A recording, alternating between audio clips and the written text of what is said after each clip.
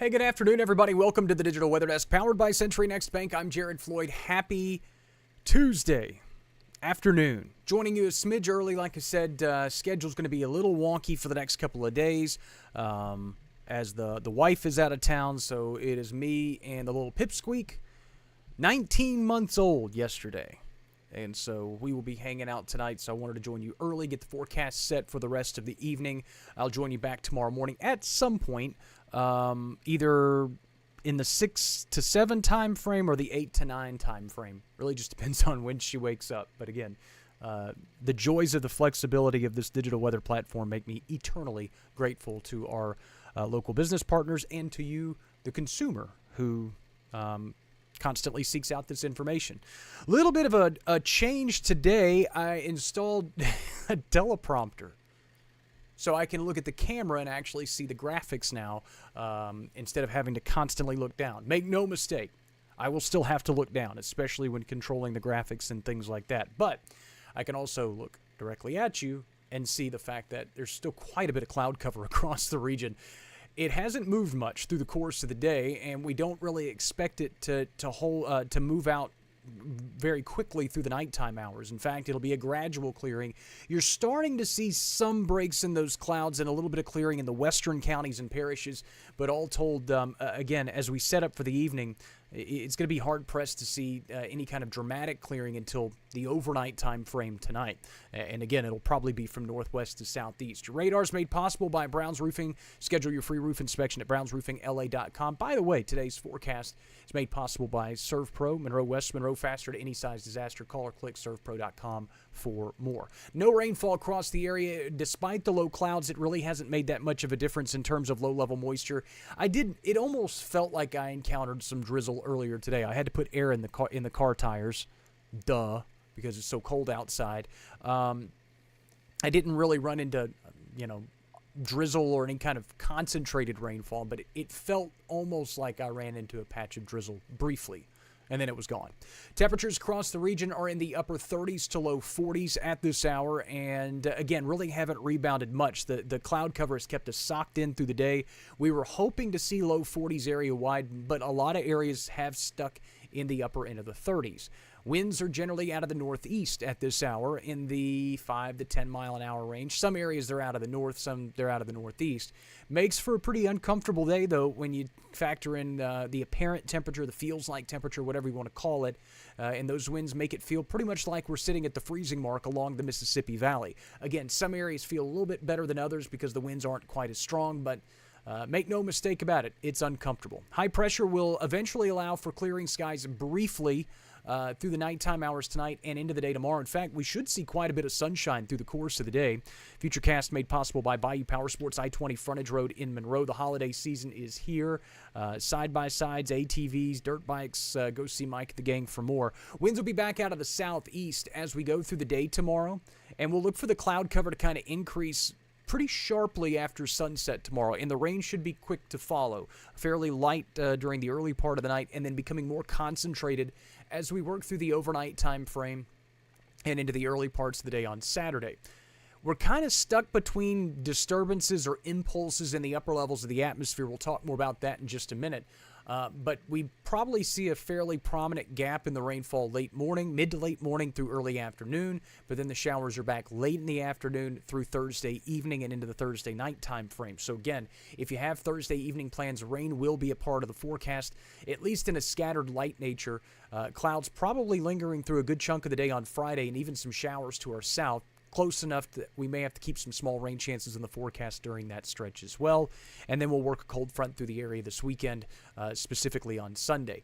In terms of lightning, again, what you see here is just some very, very faint shades of gray where we could pick up maybe a rumble of thunder or two during the overnight time frames in the southern parishes. And then again tomorrow as that next impulse moves through the region, maybe a few rumbles of thunder from time to time, but I wouldn't really call it concentrated thunderstorm activity as we go through the daytime hours on Thursday or even into Thursday night. Check a rainfall totals. And again, the models kind of vary depending on which ones you want to look at in terms of how much rain we'll receive, ranging anywhere from a couple of tenths of an inch of rainfall across southern Arkansas to nearly an inch of rain or more across the southern parishes and counties in the coverage area. Another kind of vantage point and look at some of the model data, a smidge more aggressive with the higher rain totals in the southern counties and parishes, up to 2 inches of rain. I think that may be a smidge overcooked and a little overdone. The official rainfall forecast from the Weather Prediction Center over the next 5 days has us ranging, again, from about a quarter of an inch of rain to an inch and a quarter. Higher totals to the northwest and, higher totals to the southeast, lower totals to the northwest. So that's kind of how things set up as we go through Wednesday, Thursday, and perhaps into early Friday, depending on how long the rain hangs out across the area. So here's a look at Futurecast and a look at the mid-level winds. Also overlaid is what we call absolute vorticities, basically kind of energy in the atmosphere. And right now we're kind of stuck in this zonal pattern from west to east. Hello, Kathy. Thank you for watching. But as we dig into the daytime hours tomorrow, those winds become more southwesterly. And we start to factor in more subtropical moisture just as a conveyor belt moving from the Pacific Ocean over the Baja Peninsula and just streaming into the area. That's pretty much been the case for the last several days. That's why we've continued to contend with overrunning rainfall and cloud cover and things of that nature. We have this eventually stronger disturbance off to the west, and that could help to maybe enhance the rain chances as we go through the day. But you see this little piece of energy that moves through the area Thursday morning. That's really what's driving the rain chances as we go through the early parts of the day. And we call those just basically disturbances in the upper level pattern. So that moves through. And then as we go deeper into the day on Thursday, you can see more mid-level energy just kind of overrunning and enhancing that subtropical layer of moisture. And that's where we run into that second round of rain Thursday night into early Friday. Now, beyond that, we're still stuck with these southwesterly winds, but the energy in the atmosphere kind of shifts a little bit to the east. So it really takes the higher concentration of the best rain chances along the Gulf coastline and through the southeast. But it keeps the cloud cover in the area and those small rain chances through Friday. And then by Saturday and into the weekend, a larger cold front, and that's the front that we're expecting on Sunday, moves through, and that alters the upper level pattern going into next week. We still see storm systems or disturbances moving through, but now our upper level pattern is more northwesterly. So instead of getting all that subtropical moisture, you're getting some drier air in across the region. And so that's kind of how things shape up. Unsettled, rainy through Thursday, Friday, cloudy through maybe Saturday, and then skies start clearing early parts of next week, and we look to hit another dry stretch as we head through the middle parts of the month of December. Skies will eventually clear tonight. When? Who knows? Overnight lows will drop to near 30, upper 20s for some. Most of us will probably at least spend some time in the upper 20s. Hello, Claudia. May asks, is this a night to drip the faucets? Probably not a bad idea. We drop below freezing for extended periods of time. It's best to err on the side of caution. Of course, everybody's house is different, right? You have some spots that are crawl space or houses on piers or foundation homes. Some are able to take advantage of the existing ground warmth a little bit more than others. So it really depends on your house.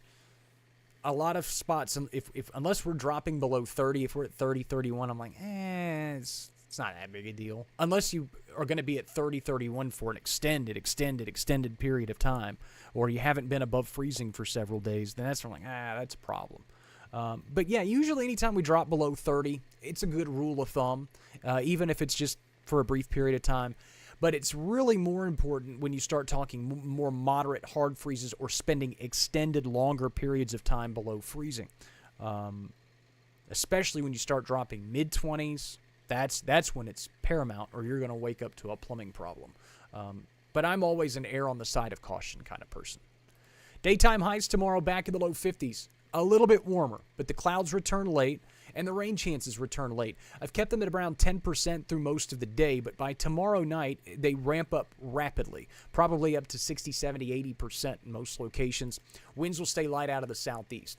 Look at the 7-day forecast made possible by 3B Hardware. You see the weak front on Sunday, so we warm up to near 60 on Sunday, then the front moves through and it cools us off a little bit early parts of next week. Rain is back in late tomorrow. Again, 7-day forecast is kind of misleading because it only has 10% rain chances for Wednesday, but if you have plans late tomorrow night, I don't know what you're going to be doing outside at 9 or 10 o'clock at night on a Wednesday when it's 50, 40-something degrees outside and there's rain, but if you do have outdoor plans during that stretch, be aware that rain starts to set in late. It'll probably be 10, 11, midnight before most of us see the rainfall. And then as we go into the day Thursday, showers look to be fairly widespread. They will be off and on, best in the morning and then again late in the evening, so there may be a gap of some drier conditions. I wouldn't necessarily plan on getting anything done during that stretch, but it won't just be continuous rain all day for most spots. 50s for the weekend with afternoon high, overnight lows in the upper 30s to near 40, and then that weak front on Sunday going into the early parts of next week. And I already love this teleprompter because I feel like I'm looking at you guys more than looking at this big, huge, humongous screen in front of me. That was a good investment. Good job, Jared. Too long, didn't read. That comes out at 9:30. Fishing Game comes out tonight at 8 o'clock. I'll join you tomorrow morning. Again, at some point, it may be very early. It may be a little later than normal, but I will join you at some point tomorrow morning with a look at the forecast as we get ready for the rainfall on Wednesday night, that is. And, of course, we'll have a full slate of stream content and all that stuff as we go through the day tomorrow. A lot of folks are seeming to catch me now as hello, Steve, and hello, Marlene. I've noticed a lot of folks are stumbling across the platform as the weather starts to get a little bit more active. For folks that, had missed me from my broadcast days and are seeing me now, hey, there he is. Yes, I'm here. I haven't gone anywhere. We've been here for about 3 months now. September, October, November. Yes, 3 months now. And we're happy that you found us. Download the Digital Weather Desk app. It's available for Apple and Android users. If you don't have an Apple or Android device, you can go to digitalweatherdesk.com and get your latest forecast there, the interactive radar, all that type of stuff. More stuff is coming to the website in the next couple of weeks. And there's lots of plans for the new year. Obviously, they take, money and time. And so we're working on it, and we're getting there. But for those that have just kind of stumbled across us here recently, we're so glad you're here. Improvements are made daily, some of them that you may notice, some of them you may not, but constantly trying to work to make something better for the community and also something that you guys can be proud of and enjoy and be informed by. That's the whole point that we're here, is to make sure that everybody's informed and educated about the weather. If I can entertain you along the way, so be it. If you find me entertaining. If you don't find me entertaining, at least you're getting the weather information. That's all that matters. Good evening to you, Sharon. So that's a look at the forecast for this, what the heck day is it? Tuesday, December 2nd. Again, join you first thing tomorrow morning at some point. I say first thing, it may be second thing tomorrow morning. And you're too long, didn't read, and all that stuff. I think that covers it all. All right. Thanks so much for stopping by the Digital Weather Desk, powered by Century Next Bank. As always, so glad you're here, and I'll catch you first thing tomorrow morning. Fishing Game comes out later tonight. Have a great rest of the evening.